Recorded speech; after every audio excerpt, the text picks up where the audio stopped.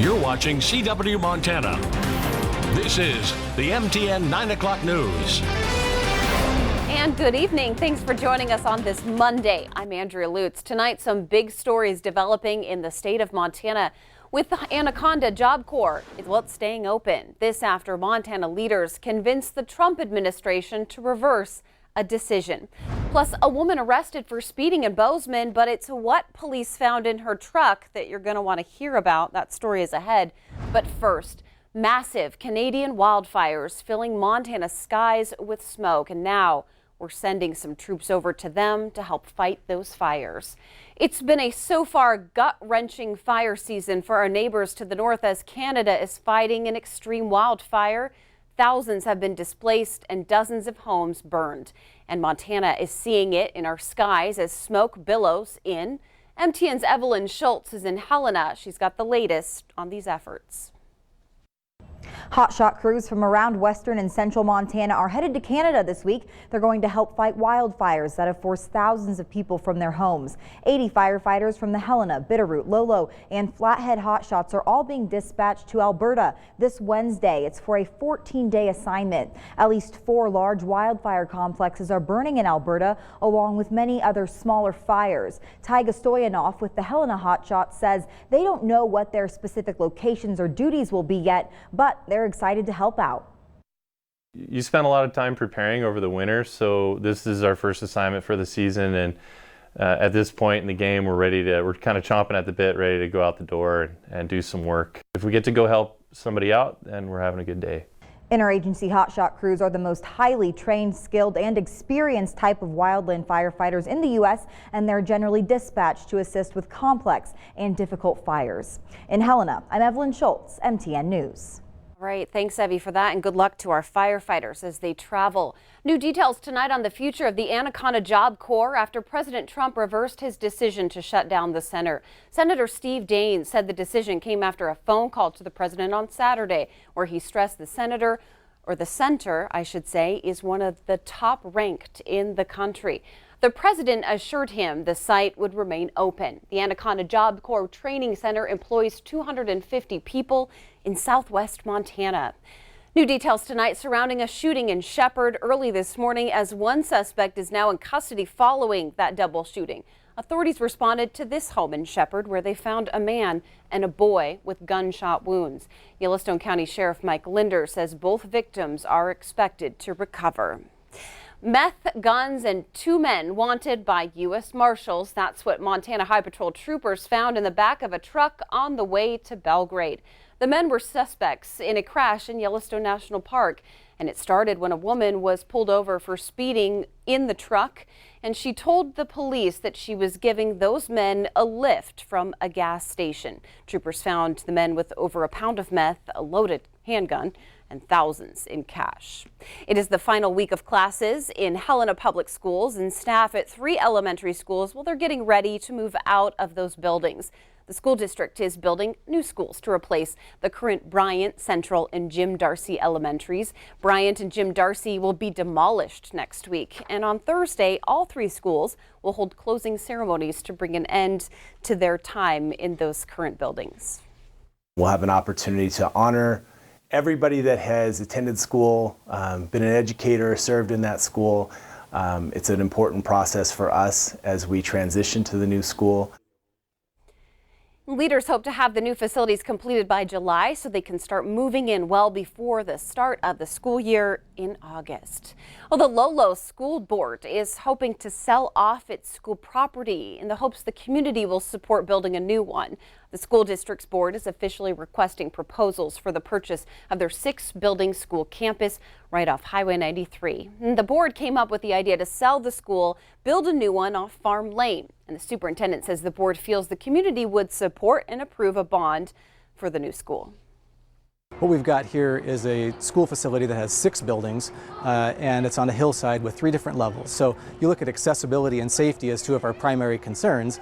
We've got a lot of entrances and exits, and anybody with even the slightest bit of mobility challenges can't get around on this campus very well. So this is really a responsible thing to do for our kids and for their education.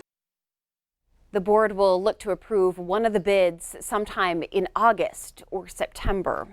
New information tonight on a Missoula affordable housing project that will build 200 new units. The city, with the help of the county, will build housing to combat a homeless and housing crisis.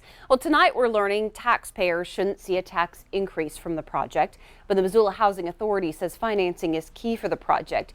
They say developers are looking for a qualifying and competitive 4% tax option to build most of the units, which will go on Mullen Road. Biologists in northwestern Montana say a grizzly bear who became dependent on human food had to be killed. FWP captured the subadult male grizzly bear north of Kalispell on May 30th. Well, the bear was breaking into garbage, getting into bird feeders, and repeatedly broke into chicken coops. Biologists urging homeowners to remember to put away food attractants and invest in electric fences while living in Montana. The grizzly is estimated to be about 3 years old, 195 pounds. FWP is now monitoring increased bear activity in the Ferndale and Whitefish areas. Tonight, a plea from Montana Fish Wildlife officials asking the public to leave baby animals alone if they're spotted unattended.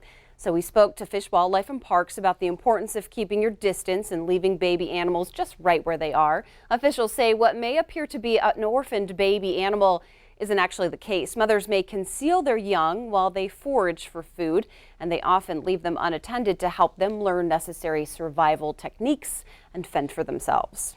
What we'd like the public to understand is at this time of year when a lot of wildlife are having their young is that it's really important to, first of all, to let these animals be wild as much as possible. And we have a slogan here at FWP saying, if you care, leave them there. And it really is the case, because even though people may have really good intentions and they want to help this wildlife, especially if they feel like this wildlife is orphaned, it can have really dire consequences, not only to intervene, not only with the animal, but also with themselves. They can incur injuries. So while human touch can impact animals, officials say it's more of a human presence that can scare mothers away from their babies. An astronaut aboard the International Space Station aimed a camera towards the Rocky Mountains and captured this image of Flathead Lake. Take a look at it. Pretty cool.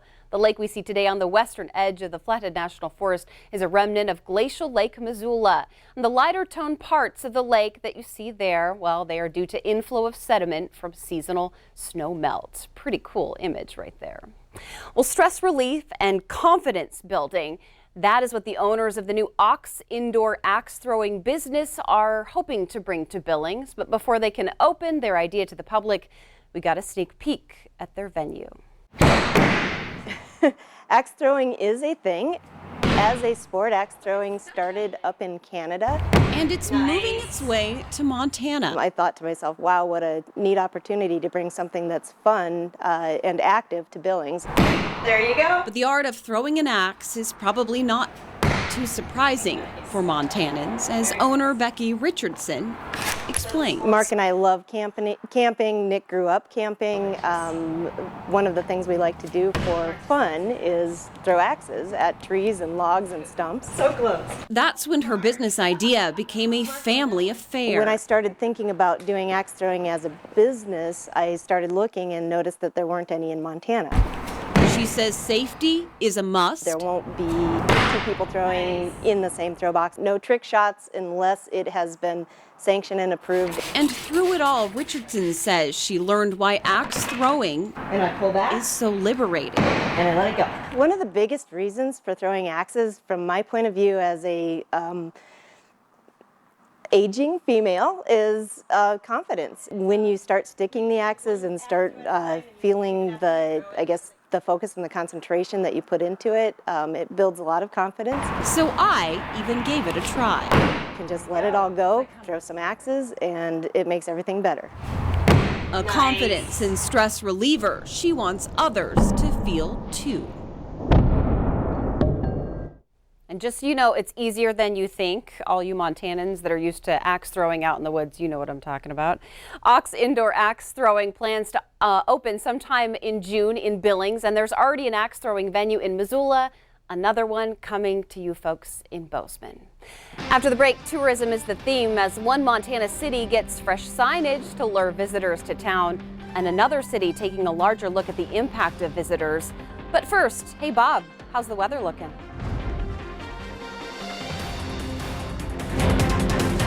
Well, What can it mean for the rest of Montana? We'll have the answer coming up in a few more minutes.